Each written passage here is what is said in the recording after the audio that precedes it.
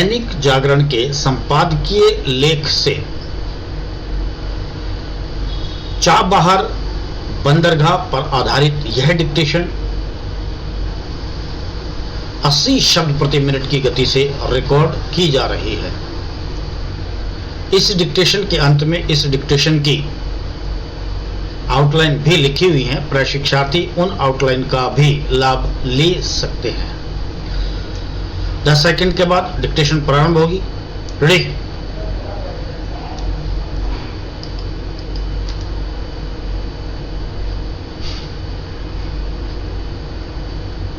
Yes.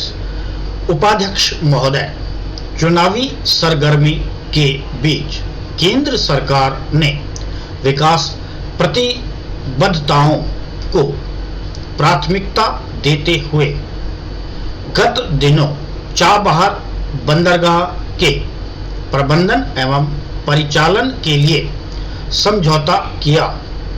स्थित Chabahar पहला ऐसा बंदरगाह है जो विदेशी धरती पर होने के बावजूद भारतीय नियंत्रण में रहेगा। यह समझौता वैश्विक भू राजनीति में ही भारत को बढ़त नहीं दिलाएगा, बल्कि विदेश व्यापार और निवेश को बढ़ाने के लिए एक नई पृष्ठभूमि भी तैयार करेगा। चाबहार बंदरगाह के परिचालन से एक तरफ पाकिस्तान के अस्थिर व्यापार मार्गों पर निर्भरता कम होगी, तो दूसरी ओर भारत के व्यापार को नई ऊंचाइयां मिलने से सतत विकास को भी बढ़ावा मिलेगा। वर्ष 2002 में पहली बार तत्कालीन ईरानी राष्ट्रपति एवं भारतीय प्रधानमंत्री श्री अटल बिहारी वाजपेयी जी द्वारा रणनीतिक सहयोग को बढ़ाने पर सहमति व्यक्त की गई थी। भारत के लिए इसके दो स्पष्ट उद्देश्य थे। पहला, चीन के बढ़ते प्रभाव को रोकना एवं दूसरा, पाकिस्तान के व्यापार मार्गों के विकल्प की तलाश करना। इस दिशा में उल्लेखनीय प्रगति 2016 में मोदी सरकार में हुई, जब चाबहार में शहीद बेहिश्ती टर्मिनल को विकसित करने के लिए भारत ने ईरान और अफगानिस्तान के साथ एक त्रिपक्षीय समझौता किया।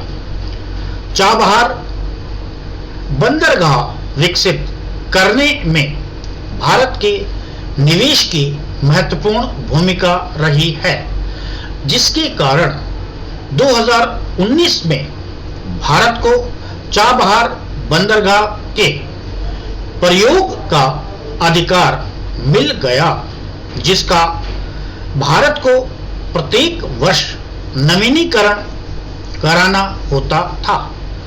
हालांकि इसके कारण भारत स्थायी तौर पर कोई आर्थिक रणनीति बनाने एवं उसके प्रयोग के लिए आश्वस्त नहीं था।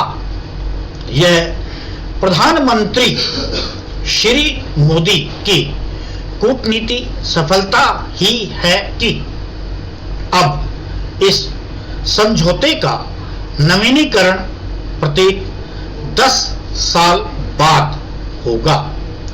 इस संदर्भ में भारत अब व्यापार की दीर्घकालिक नीतियों को क्रियान्वित कर सकेगा। चाबहार बंदरगाह में भारत के निवेश से अरब देशों में यह संदेश भी गया है कि भारत एक बदलता हुआ बड़ा निवेशक देश है, जो आधारिक संरचना का निर्माण करने में भी सक्षम है। भारत के सभी बंदरगाहों से चाबहार बंदरगाह तक आसानी से पहुंचा जा सकता है।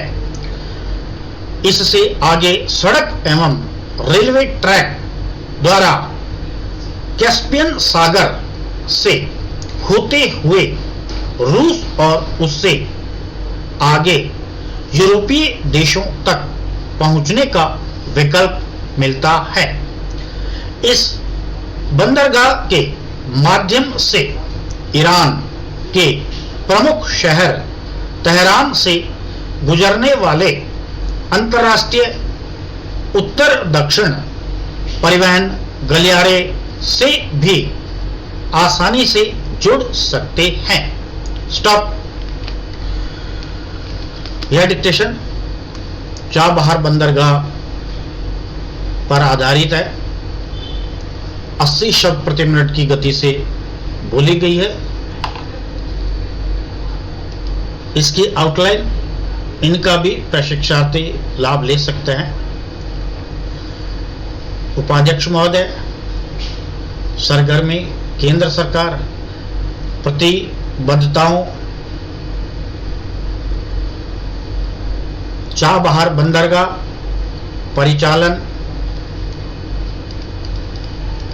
इस तरह से बहुत से ऐसे नए शब्द हैं जिनको आपको अभ्यास करना है।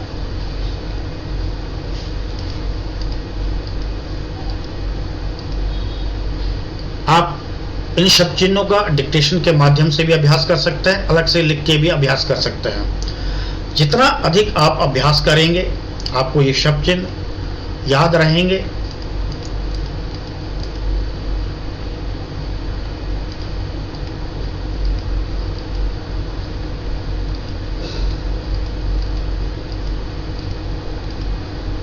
इस डिक्टेशन में बहुत सारे ऐसे शब्द हैं जो पहली बार आए हैं। आपने बड़े ध्यान से इन शब्दों के ऊपर गौर करना है ताकि भविष्य में यदि किसी डिक्टेशन में इस तरह के शब्द आते हैं तो आपको कठिनाई ना हो। एक बार फिर कहना चाहूंगा कि आप जिस भी डिक्टेशन की को लिखते हैं उसकी आउटलाइनों को जरूर पढ़ें। पढ़ने के बाद उसका लिप्यंतरण करें और लिप्यंतरण को मूल टेक्स्ट से मिलान भी करें ताकि आपको अपनी हिंदी की गलतियों का भी पता चल सके। जो गलती आप एक बार करते हैं वो गलती दोबारा नहीं दोहरानी चाहिए, दोबारा नहीं आनी चाहिए। अगर आप इस तरह से चलते हैं तो इसका मतलब आप प्रोग्रेस पे हैं। अगर एक गलती बार बार आप कर रहे हैं तो इसका मतलब आपका ध्यान टेक्स्ट की तरफ नहीं है, डिक्टेशन की तरफ नहीं है, अपने अभ्यास की तरफ नहीं है। सीधा सा रास्ता है कि एक बार गलती आती है तो दोबारा नहीं होनी चाहिए। अंत में सभी साथियों को नमस्ते, जय हिंद, जय हिंदी, जय भारत।